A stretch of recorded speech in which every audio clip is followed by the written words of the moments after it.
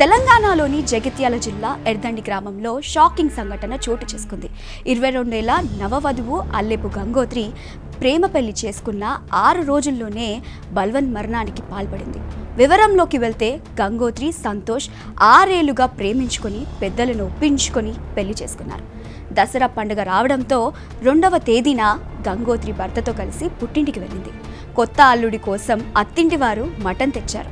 Gangotri mutton కూర వండింది. అయితే మటన్ కూరలో కారం ఎక్కువైంది. దీంతో భర్త సంతోష్ ఆమెతో గొడవకు దిగినట్లు తల్లిదండ్రులు తెలిపారు. పండుగ రోజు గొడవ జరగడంతో అదే రాత్రి భార్య గంగోత్రిని తీసుకొని వారింటికి వెళ్ళిపోయారు.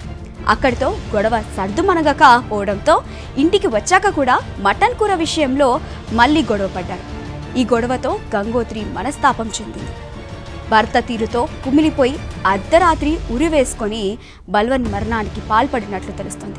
మొదట సాధారణ ఆత్మహత్య అని భావించినా అసలు విషయం తెలియడంతో గంగోత్రి తల్లి చేసిన ఫిర్యాదు మేరకు కేసు నమోదు చేసుకున్న పోలీసులు విచారణ జరుపుతున్నారు.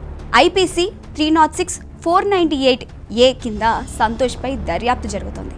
చిన్న గొడవ నిండు ప్రాణాన్ని బలి తీసుకుందని గ్రామస్తులు చర్చించుకుంటున్నారు.